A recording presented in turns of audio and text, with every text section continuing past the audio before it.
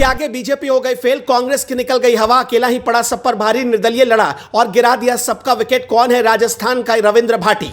26 साल के लड़के ने बदल दिया पूरा राजस्थान का माहौल। फौरन मोदी ने बुला लिया, राजस्थान का छोरा अचानक बन गया सियासत का हीरो। पूरे देश में होने लगी चर्चा। राजस्थान की जिस विधानसभा सीट पर कांग्रेस को था गुरूर, वो हो गया चकनाचूर। मोदी भी हो गए मुरीद। मोदी ने दिल्ली से फौरन भेज दी बधाई। अचानक राजस्थान में भले ही बीजेपी की बम्पर जीत हुई हो, लेकिन असली खेल तो एक 26 साल के लड़के ने कर दिखाया।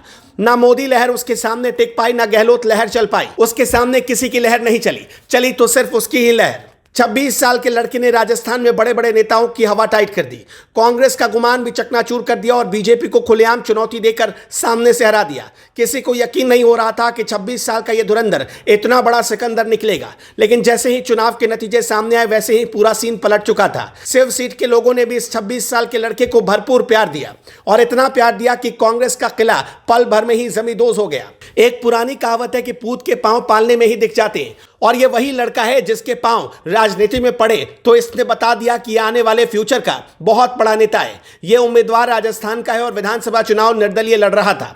इस उम्मीदवार का नाम रविंद्र भाटी है। 3 दिसंबर को जब 4 राज्यों के नतीजे आए तो बीजेपी ने मध्य प्रदेश, राजस्थान और छत्तीसगढ़ में कांग्रेस का सफाया कर दिया था। पीएम मोदी फिर से साबित कर चुके थे कि उन्हीं का जलवा था, जलवा है और जलवा रहेगा। और जैसे जैसे वो आगे बढ़ रहे हैं वैसे वैसे और मजबूत होते जा रहे हैं।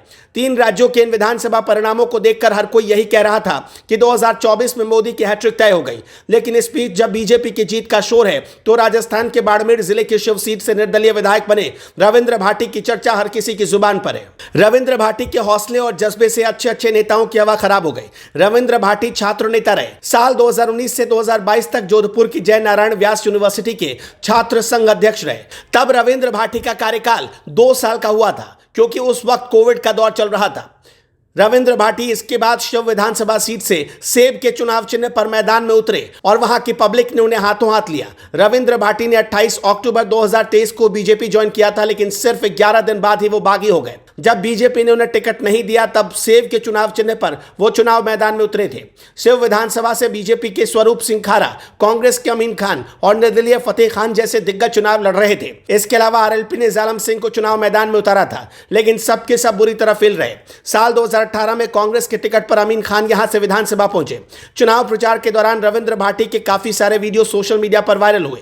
कई बड़े बड़े नेताओं के साथ रविंद्र भाटी के नाम की चर्चा हुई, लेकिन अब रविंद्र भाटी ने अपने दम पर बीजेपी और कांग्रेस दोनों के किले को हिला दिया है। उन्होंने जो कहा वो करके दिखाया। शिव विधानसभा सीट की जनता ने इस नौजवान को इतना प्यार दिया कि राजस्थान जीतने वाली बीजेपी और कांग्रेस सबके तोते उड़ गए। रविंद्र भाटी के लिए आप क्या कहना चाहते हैं, हमें कमेंट बॉक्स में जरूर बताएं।